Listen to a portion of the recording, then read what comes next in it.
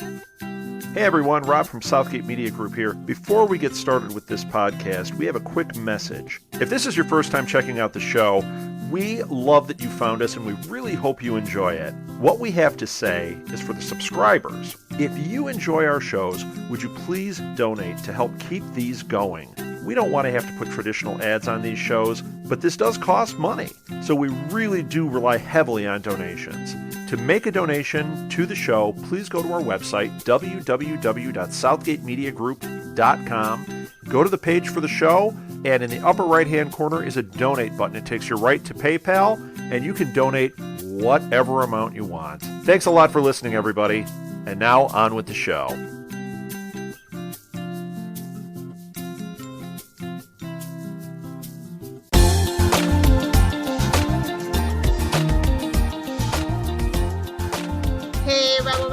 Welcome back to Rebellion Reborn, a segment of Primatech Files, which of course is a Southgate Media Group podcast dedicated to all things Heroes Prime and Heroes Reborn related stuff. I am Lilith, and joining me as always, it's me, Ricky. Yo.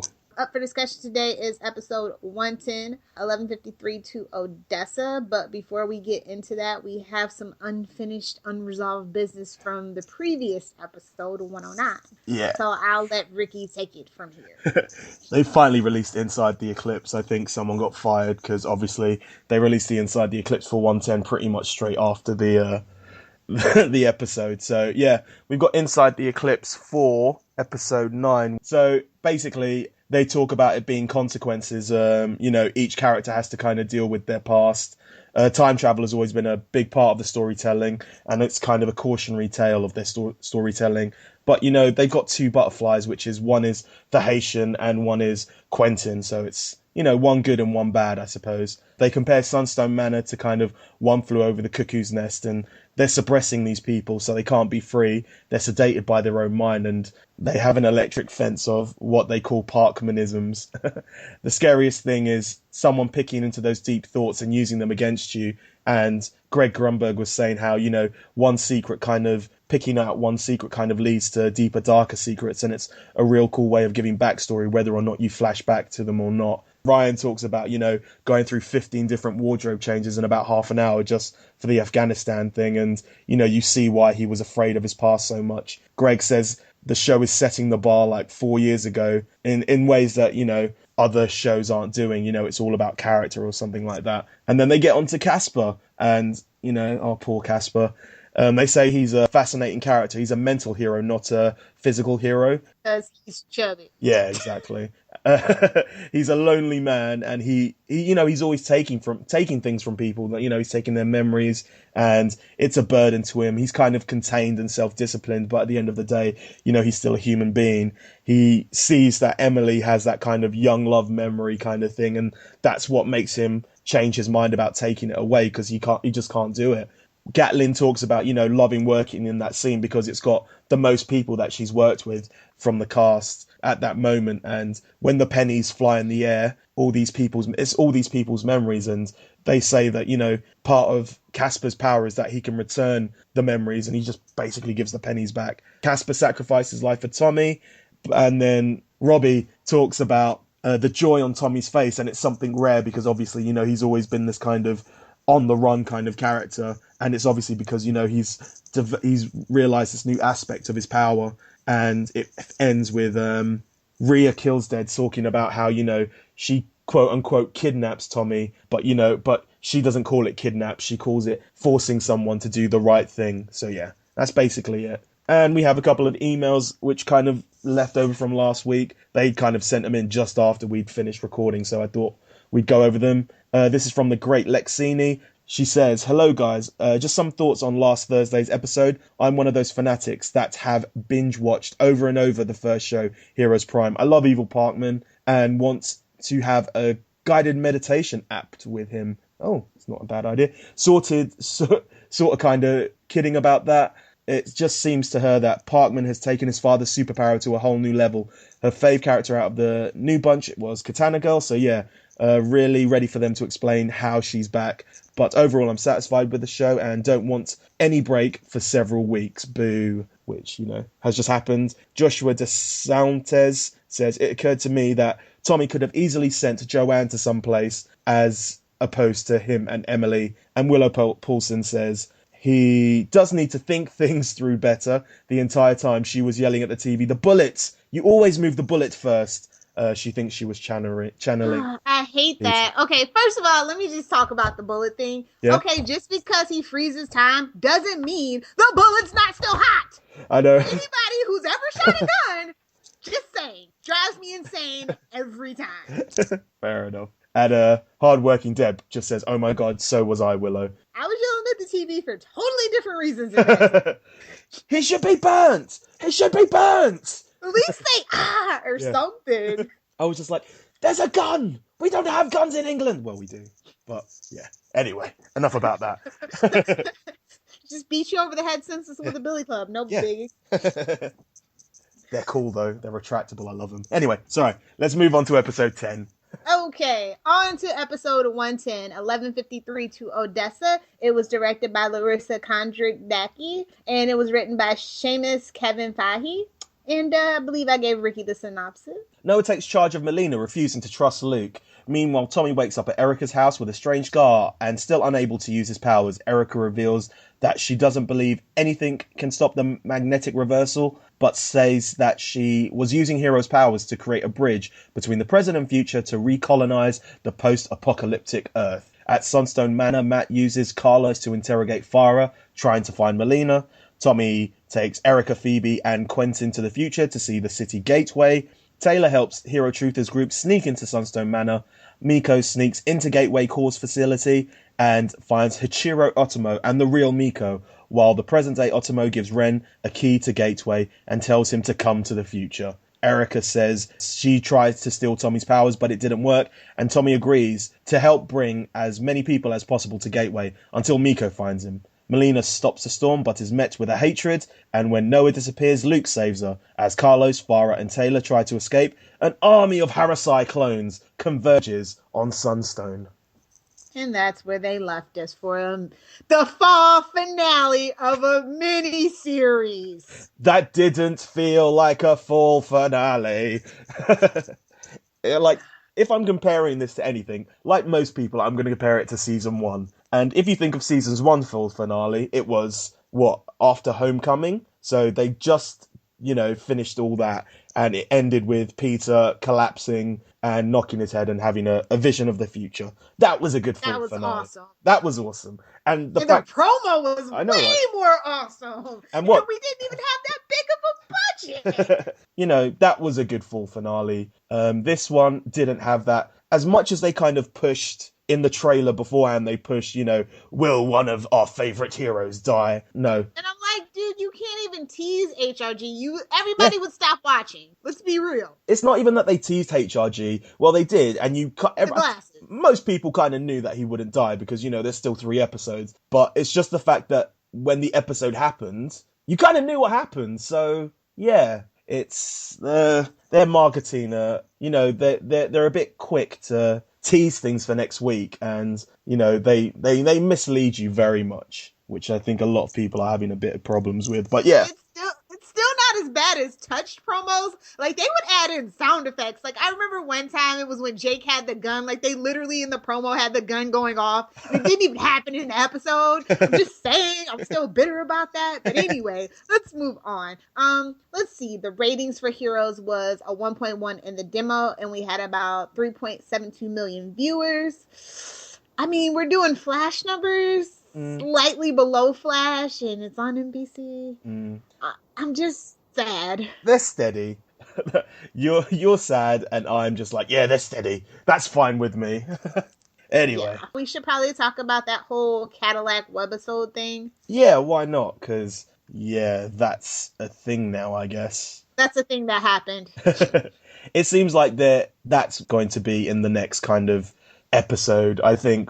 Yeah, that's kind of silly. Okay, this is my thoughts on it. It should have been a webisode each week until they got back. Like, nobody's waiting for basically an overblown commercial for over the winter. Like, you should have had this as a series every week. It's a piece is released until you come back. What are you doing? They used to be so much better at this stuff. And it should have been available on the website. Like, it's not even technically on the website. It's just like this random link. On the Twitter. Yeah, it's weird. Yeah, it's just product placement, isn't it? For they've forgotten about the Nissan now. It's straight up Cadillac. No! Now, right? Oh my God, no, Ricky. Okay, so at least in my area in Tampa, Florida, like we get a Cadillac commercial and then we get a Nissan commercial. Like, I know crap. Like, I was like, wait, is Nissan still a thing in the Heroes universe? Because it feels like it. So yeah, it's just this guy on his way home. Power of persuasion, but Yeah. he didn't have long hair, no care. They should have brought back Eden. Like, I psych, know, right? she wasn't dead this whole time. But yeah, his name's Damon Peake. His wife is not. Is Lily. Is it? I don't know. Anyway, she has the most robotic voice in the world. Like, you know, when he's talking to her on the phone, she just sounds so dead. Come home, I'm hungry. Yes. What is going on? She's kind of like a Siri. He's married to Suri. But yeah, he's just being chased by Joanne. Obviously, you know. Okay, is Joanne working for the company? And Yeah. if she is, how does she feel about it? Seemingly, she would be working for Harris, which he is obviously a cloney McGinty. Well, I guess we'll find out about that in the next episode, whenever it airs. But I don't know how much you'd know about it. But I like the fact that she's kind of on her own on this kind of journey. Because, you know, it wouldn't make sense for her to be one of us, one of them. Yeah, that's what I'm saying. Yeah. She's chasing him. All of a sudden, he somehow makes his way into into an alleyway and is able to, you know, park very well so that we can have a good look at the car. And then, yeah, he Is makes it a Cadillac CTS or something? Like, I don't even know. Like, I have I'm no not idea. a Cadillac girl because I'm not 60 years old. I'm I not. might live in Florida, but I'm not 60. I'm not a car person, so they, you know, they have 4 wheels and 5 doors. They all kind of look the same to me. Anyway, yeah, he just makes his way home. She runs after him, it seems. He tries to take his missus, and he gets stopped because she reveals that he's an Evo, and then we get the to be continued on the next episode of Heroes. So January 7th, Yeah. 2016. I guess we'll just get her shooting him, and that'll be the that. That'll be that.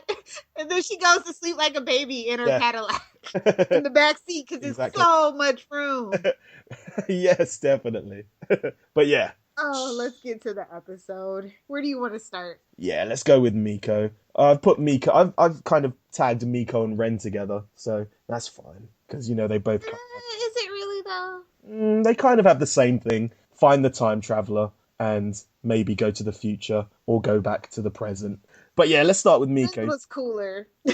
She's wandering in the desert like her name is Moses. Yep, and she finds Gateway, makes her way there. It's obvious she doesn't know where she is because, you know, she's, where's my father? Where's Ren? And yeah, she beats on some people.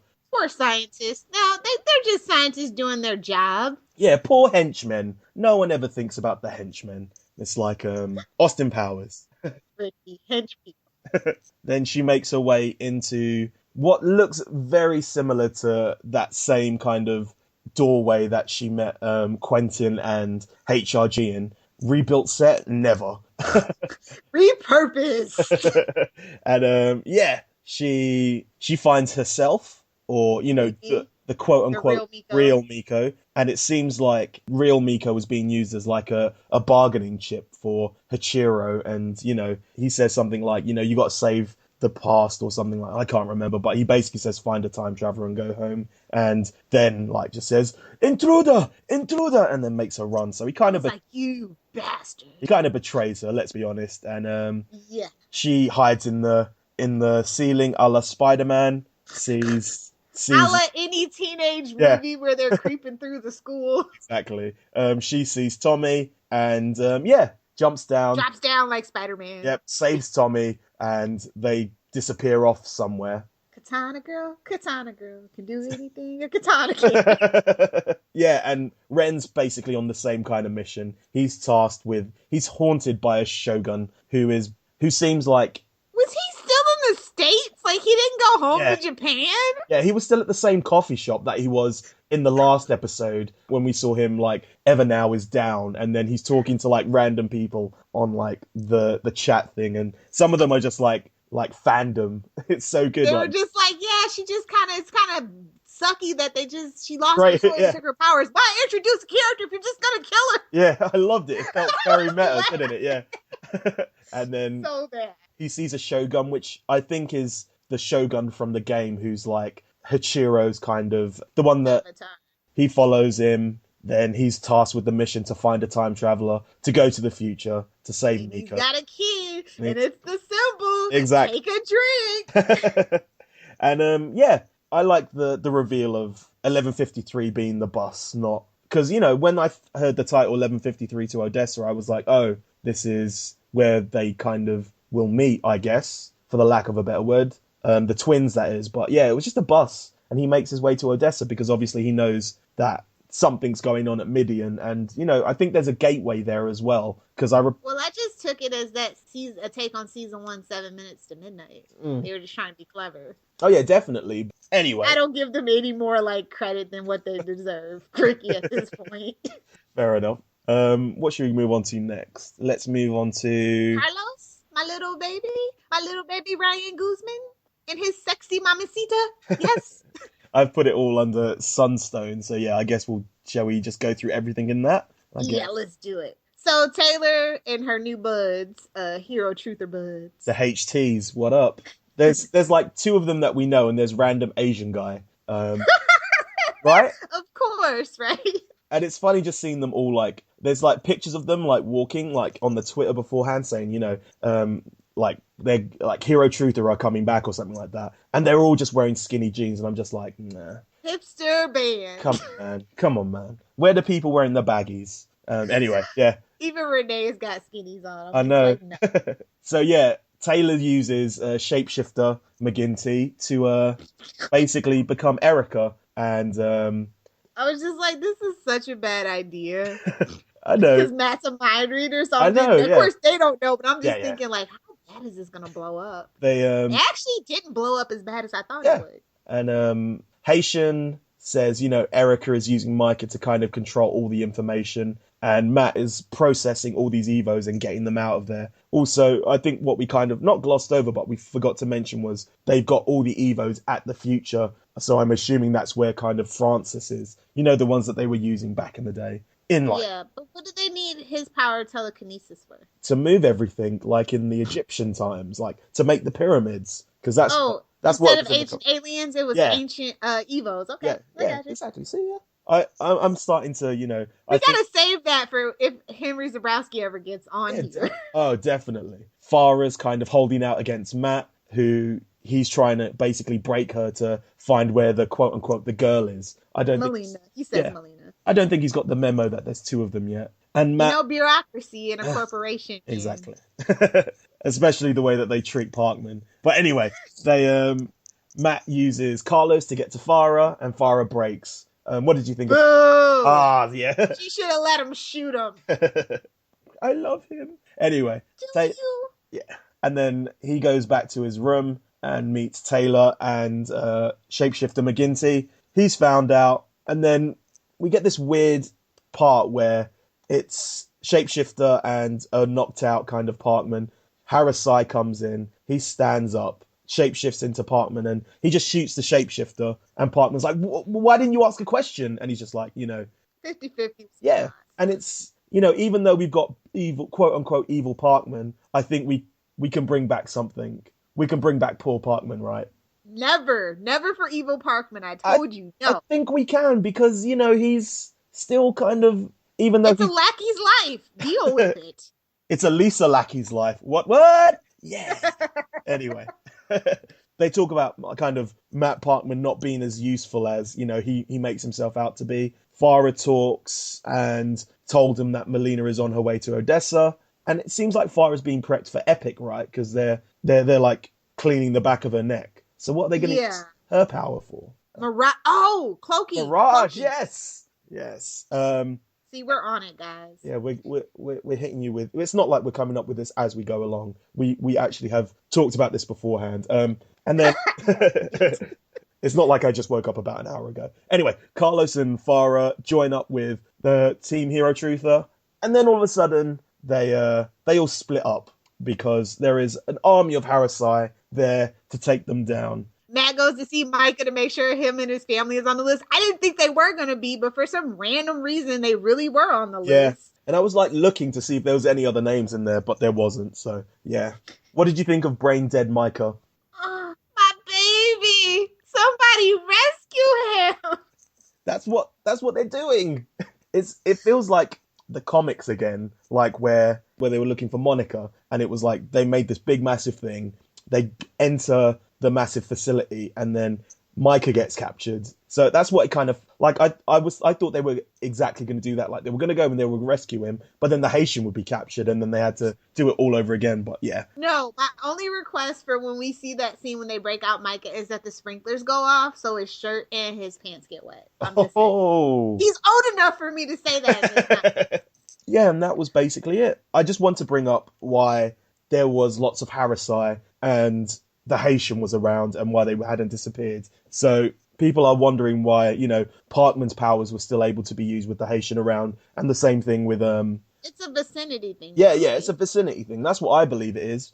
So yeah, and also it's something that he kind of has to quote unquote switch on. Because he's had parts where he's been surprised by people and he hasn't been using his powers. But then also the way I see the Cloney McGinty is if the Haitian was with Cloney McGinty Prime and he cut off his finger, that wouldn't grow back because he's stopping his powers. But as these clones, these clones once they're cloned, they're cloned, and once they die, they die. They're autonomous with a hive mind. Exactly. I guess we can talk about Noah and Melina and Luke, aka the Lost Puppy Dog. Yeah, all of them. What was that? Yeah, I really don't know.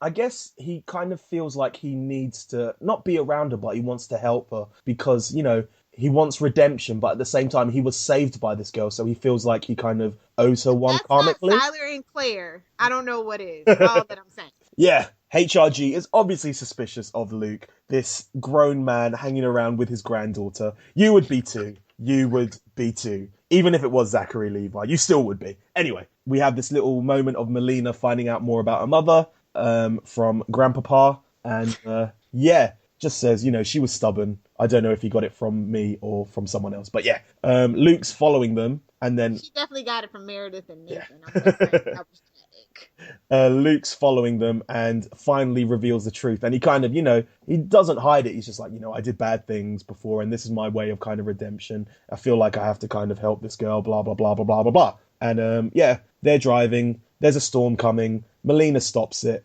HRG is in the line of fire from a flying car. And a mysterious hand, which looks very white, comes in, touches him. And then a very familiar sound effect for teleporting boy comes in, and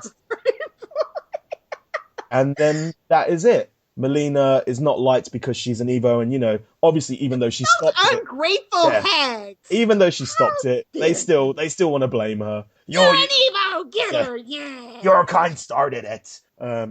Luke saves her, and Melina believes HRG to be dead. This is what I was nobody not dead. This is what I was talking about earlier with the trailer from last week was like, they led us to believe that HRG might die, which we knew wasn't going to happen. But I think what they should have done is not had that hand come in and teleport him out, because now we know who's taken him. And so it kind of takes away the kind of cliffhanger for this fall finale for 3 weeks, coming back in like 5 weeks or whatnot. So. Is what Ricky's trying to say. Yeah. I would have liked to see an Asian hand have come in and take him away, but, He's back, baby! Yeah, he's back, and, they said 3, but they meant 4. 4 episodes, and he comes in and shit.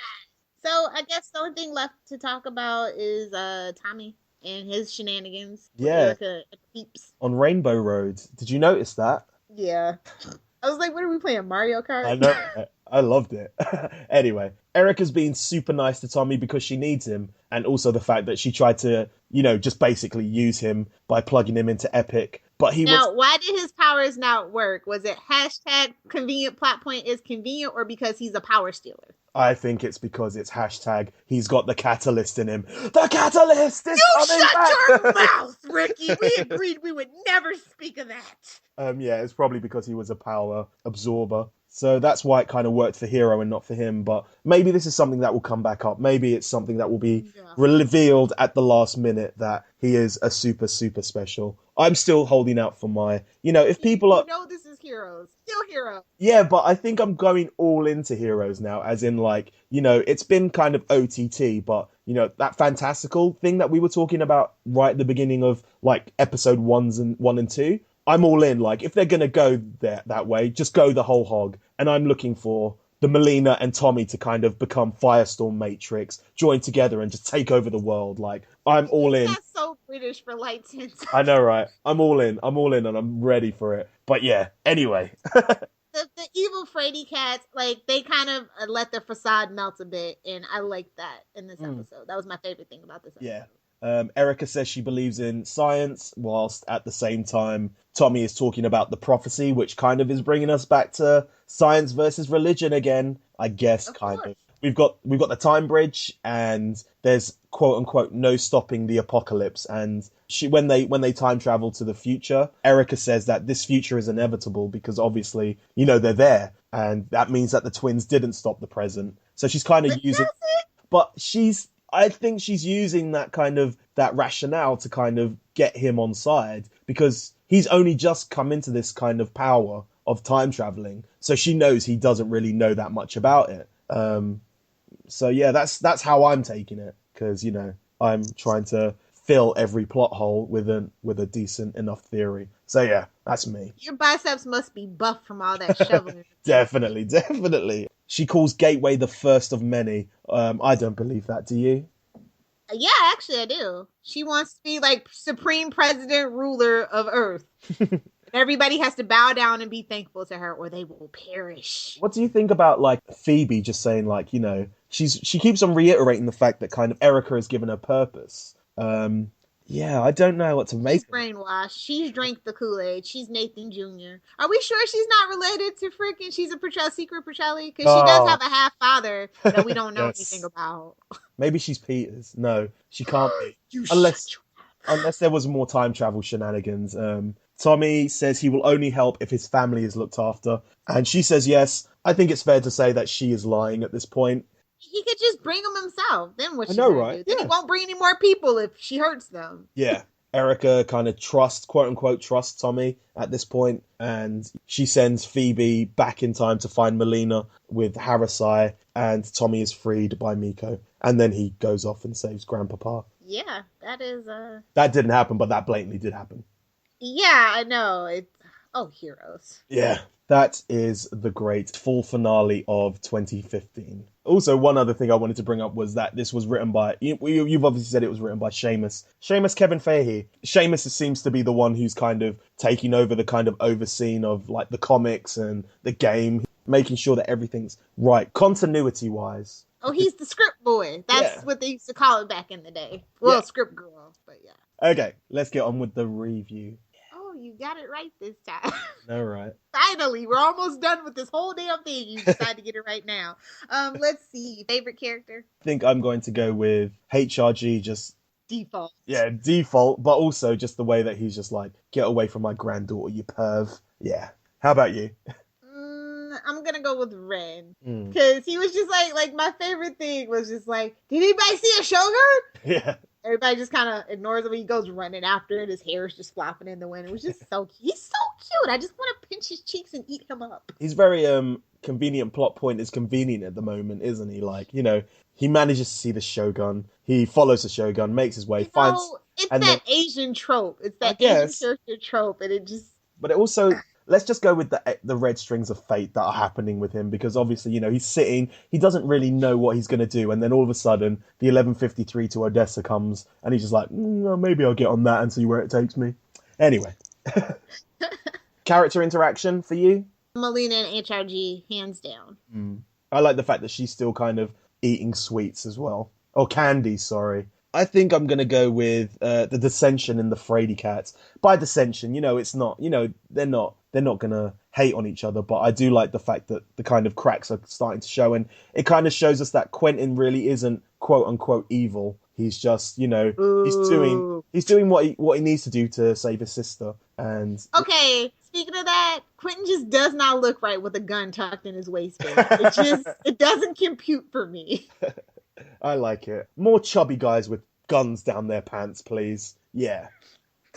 What has this podcast even turned into? Scene. I'm going to go with the kind of Parkman, Farah, and Carlos kind of deal. I quite like that, and then her finally breaking it. Yeah, just like essentially saying she loves him. I kind of like that kind of star-crossed lovers thing. I'm kind of a bit of a sucker for that. Yeah, how about you? Ricky. No, I'm kidding. I like when the crowd turns on Melina, although they shouldn't have used that as a promo. I also really, really enjoyed Ren trapped in the Matrix with all the constructs. Yeah. Just fight. It just reminded me of that exact scene from the Matrix. I'm just like, oh, heroes, you tried it. Do you have any favorite lines? I've got Farah's "the first slap did it" kind of. I like that kind of playfulness about her. Oh, Matt. To Carlos, you're as useless as you were in Afghanistan. And I'm like, you watch it, mister. Oh, Parkman / poor evil Parkman. Still, even though he's badass, he's still getting stepped on by his... Hashtag that's a lackey's life for me. Yeah, and grades, I guess, is next. You can go first. I think I'm gonna go with I'm gonna go again with like a B-. As an episode, I kind of like it because it's starting to bring people together. But as a full finale, I've got to drop it down. But, I'm just going with it as like one long continuous thing. So yeah, how about you? This is a C+. Fair enough. I think the full finale aspect of it just leaves this kind of sour taste in my mouth. Yes! It's like, dude, why did we even start in September then? Why? But there have been like quite a few moves. Like, remember when they first announced it was going to be summer. So... Yeah. And now it's like, yeah, I don't know. I know they still have post-production to do is what it is. Like, I understand that from a business and perspective and all that, but as a fan, damn it, I want the other 3 episodes. Because I know, next week is obviously Thanksgiving, so there's not a lot of kind of stuff on. And then the week after that is the Wiz Live, I believe, which will bring it, like, right into December. So I understand why they're doing it, but they could have just, started it 2 weeks earlier. Or later. I mean, if we were going to have a break, this is just not the place for a break at all. Yeah, I would have left. I say game over or whatever would have been a good place to stop and then come back with that part 2. Oh, the ratings would have been on a roll after that, bro. Definitely. Okay, so where are we? Burning questions, world building, conspiracy theories. Yes, so many. Let's start off with the Easter eggs. The Haitian says, "Now comes the hard part," which is a reference to... Yeah, and Hero says exactly the same words. Dark Matters is referenced when, Quentin talks about bringing his kid sister to college for the first time. Hachiro in the Shogun outfit from Evernow. There's the Haitian Helix, and Parkman Jr. and Janice Parkman's names are brought up. I'm happy for one of those things. Yeah, Lisa Lackey, because you liked her. Anyway, next up we have world building. There's a scar on the neck now, which is obviously from the machine. The Matrix, they're trapped in the Matrix. The Evernow community, White introduced a kick-ass character only for her to die. Erica has a quote-unquote limp, and there's a big storm coming. Big storm coming, something big's coming. Exactly. Maybe that's what Quentin was talking about. Maybe it wasn't the Healy. It was just about this big storm that was coming. Anyway, burning questions. Does Tommy believe the hype? No, because, he basically... He's a Petrelli. Yeah. Why didn't the machine work on Petrelli? And by Petrelli, I mean Tommy. We've kind of answered that. Who saved HRG? I think it's obvious who saved HRG. And so was it like the original timeline HRG who took Tommy at 7? I told you that, and everybody jumped down my throat. But it was just a bagging and tagging thing. It wasn't like him bringing him there. He didn't know about the kid at that point. Or maybe we've got so many alternate timelines going on. We don't even know. But then again, at the same time, this is, what's her name who says it? Erica, so, Tommy's got Cisco's power from the Flash. That's how come he remembers. Who did he take that off? He took it off Cisco. Oh, and now the Flash and Heroes World combine. Yes, it's a Berlanti production now. Sorry, Tim. Anyway, theory crafting. Parkman not mattering anymore. Will that be why he switches sides? Because let's be honest, he's going to switch sides. I think that would be so so lame at this point, though. Like, I think when you make a choice like that, like, you should just not do the obvious thing and just let him die a villain. Well, let's be honest. We're talking about heroes here. I know, where nobody actually stayed dead except for the fat guy. Exactly. And, not saying anything, but we got another fat guy who's going to die. Poor Parkman. Anyway, Tommy saved HRG blatantly because, it's a sound effect. And here are my two theories which I came up with. The father of the baby is Zach, and he gave a donation because Claire and Gretchen wanted a kid. What? By the way, I haven't read any of the books yet, so I don't know anything that happens. Anyway, that's the new one. That's my new one. You're still on board for Andy, aren't you? Yes, I want Andy. Andy! Like, Kelly Lutz is doing anything after that Hercules movie is all that I'm saying. And another one that I had was Matt Parkman has got a lot of control at Sunstone Manor. I think he has a little bit too much control. I think he's being supercharged. By the Crimson Lightning. Exactly. Ando is in Sunstone Manor, and he is charging up Matt Parkman. Like, like how, what's his name? Micah is chained up and doing their bidding. It's the same for Ando, and Hero will go and save him. So yes, that's it. That's like some weird random comic book like 8 years later.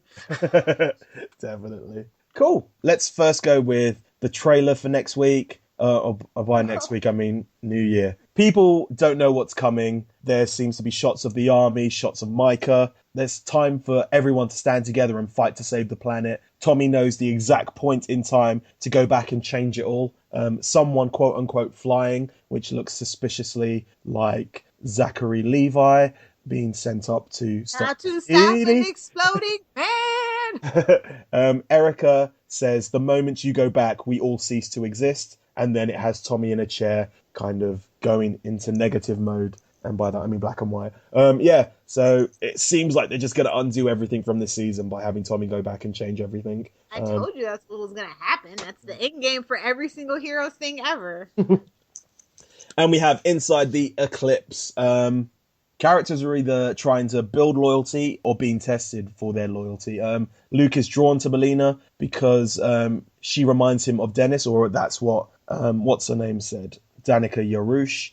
She doesn't know his quote-unquote real intentions. That sounds really weird. Not knowing what happened to HRG kind of played out that way. It's a bit obvious what happened to HRG again. There's a heartbreaking moment. Hichiro, or Hero, the guy who plays Hichiro, says it's a heartbreaking moment seeing both his quote-unquote kids because he created the construct to kind of have innocence. And the construct realizes that, she's being used just to save the real Miko and feels betrayed. And she's kind of programmed to do and know certain things. It's hard to find those kind of joyous moments in the show at the moment because obviously of how dark, quote unquote dark it is, and because of the stakes. And that's why they kind of cast Ren, because he carried that water with him and it was a specific type of casting. Ren believes in his destiny and what he thinks is right. He's willing to sacrifice anything for Miko. And Tim kind of says how he knew how likable Katoru was and that he's their kind of secret weapon for the show. The endgame for Erica is a protection of the human race. Her means are questionable, and tricking Tommy into thinking that he failed because obviously, it's just this timeline where they failed. It's not one that they're going to do. It gives Erica a lot of power to kind of tell him the truth. It kind of makes him question the foundation that he's kind of been built on because, he's always been kind of lied to. Parkman manipulating both Farah and Carlos was an only for a year. Yeah. Parkman manipulating both Farah and Carlos was an 18-hour day with only 6 pages of dialogue, and all of them was his. He loved that. Said Greg, it's the first time we see Farah vulnerable, and Carlos always kind of respected her Farah's strength, and that's what gave him the strength to kind of be the man that she wants him to be. So yeah. Next up, we'll go quickly into the comic, which is the second one. So obviously this is still told from Oscar's point of view. His abuelo was the original El Vendago, who's a wrestler, kind of gave hope to the people. Oscar was never the greatest mechanic. That was his brother, and it's something that came natural to Carlos, but he had better places to be, quote unquote, Afghanistan. Oscar says that he just kind of fixes things, and he's building a kind of thing to kind of pass on to his son. And in the background, we kind of see that the Odessa Protocol is now in place, hence mandatory registration. He never knew when to throw in the towel. That's why he kind of stayed in that bad kind of neighborhood, because he just wanted to kind of fix it. And he kind of uses his quote unquote shady customers to find places to do good. He's learning on the job as El Vendigor, so to speak. You know, he's learning from his grandfather, because his grandfather was a good fighter with a good strategy. He kind of held back in order to get the advantage, and that strategy wasn't always good for business because people are asking him to throw fights, and that's obviously why, or what I suspect is why he kind of dies or whatever. El Vengador finally meets his match fighting another Evo who is a fireman, but once again he uses his brain to kind of take him down, and it ends with, was it D.L. Hawkins? Did he fake his death to get away from Nikki? No. No, he's a big white guy. So yeah, sorry. And it finally finishes with El Vengador not finding a crate load of drugs. He finds a shipment full of people. So yes, that is how it ends. You're supposed to periscope that, Ricky. I'm going to do that to you, don't worry. I'm working on my accents. So yes, let us go straight to emails. Starts off with Annette Austin says, I would like to see more episodes, another season. I think so would we. I don't know, really. Yeah, anyway, yeah, I would. I want to keep this. Sorry, that kind of... It's the drugs. He's still sick, guys. Copy of Clara, Niall said, love tonight's winter finale so much. It sucks that we have to wait till January 7th. Yes, it does suck very much. Next up is Paraceline, who has quite a lot of thoughts. Says, in my opinion, it's the best episode of the season so far. Happy to see Micah. I could only imagine how devastated Nikki would be if she still lived. She would totally bring down the Sunstone Manor, in her opinion. Also intrigued by characters, Carlos, since before he didn't really capture her attention as compared to the other new characters, but his story being intertwined with Farah makes things more interesting. Hope they find Jose. As for the twins, Melina reminds her so much of Claire. It feels wrong to watch the series without her. I think that means Claire.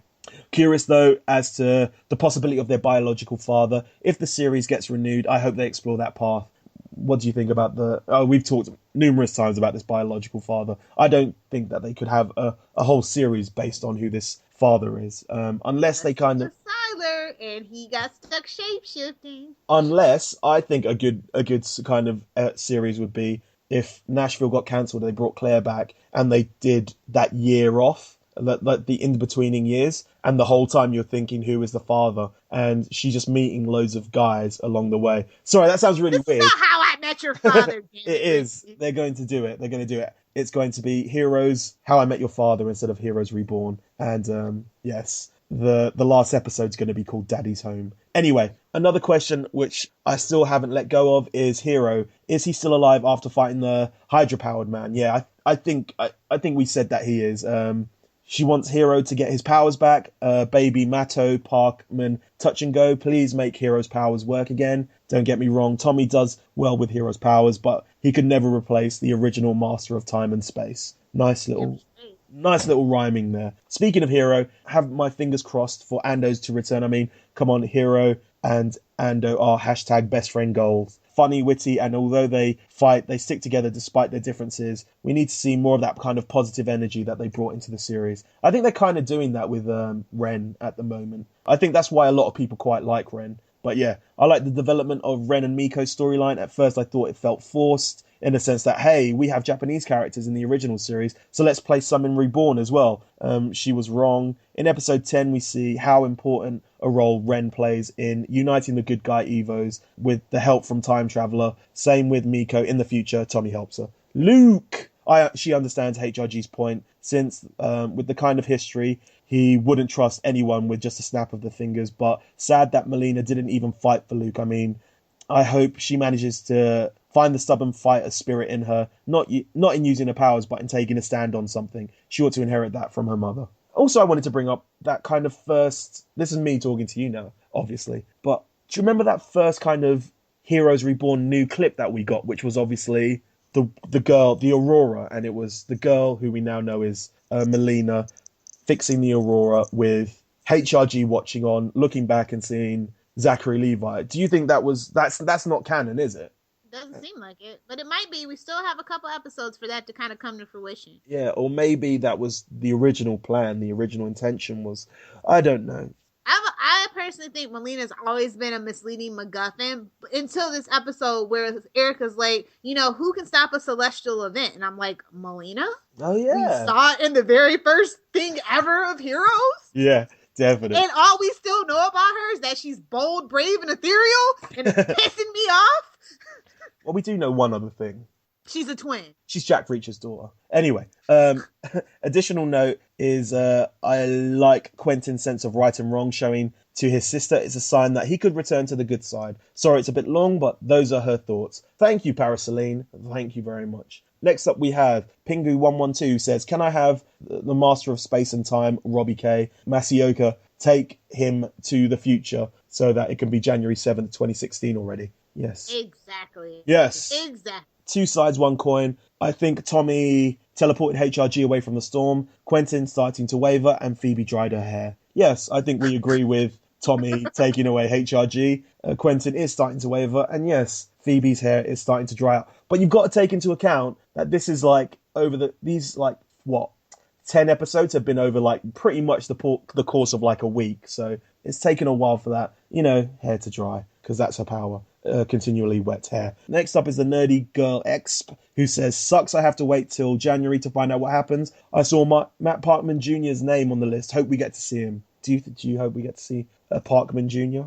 As long as Janice ain't holding his hand, I'm good. Oh, I want Lisa Lackey back, just so that you can be mad. X Simran Sandhu X says, still mad about no indication on Hero. I think they kind of have left that up in the air, and it's that kind of make of it what you will. I kind of like that. I like the fact that, it's up to interpretation on what happened, like how the finale was, the actual original finale. The next up is Alechna1, who says Parkman would never really be saved. Go Tommy. Where did he take HRG? Go Luke Molina. I think he's taken him to that bench that we saw at the beginning, because it looks like they were sitting on a bench in the next kind of trailer. Next up, Fat Too Fat in LA says, it was awesome. Love Matt, but he's been an ass. Would like to know if Hero's okay. Can't wait for more Greg Grunberg and Masioka. I think we know that Masioka is not coming back at this point, even though I am holding out for a Hero. Yeah.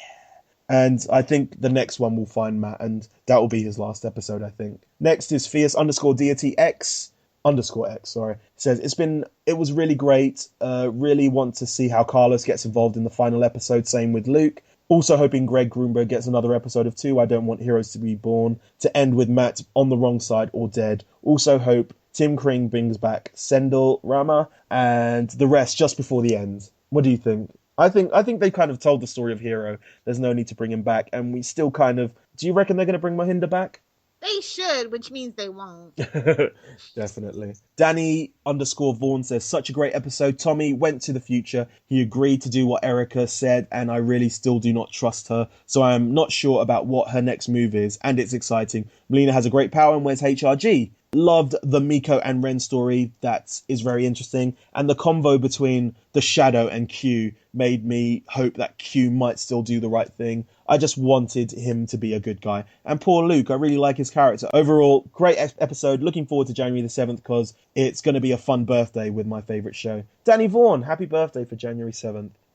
So yeah. Anyway, next up we have T. Bless Stanley says, I haven't sent anything in earlier because I was so disappointed by the episode. I give it a C- for the lack of sequencing. It was like it was quilted together. I'm hoping that it was Hero who saved Noah and not Tommy/Nathan. Overall, meh. I think you agree with him on that, kind of, don't you, Lilith? Yeah, basically. I'm glad.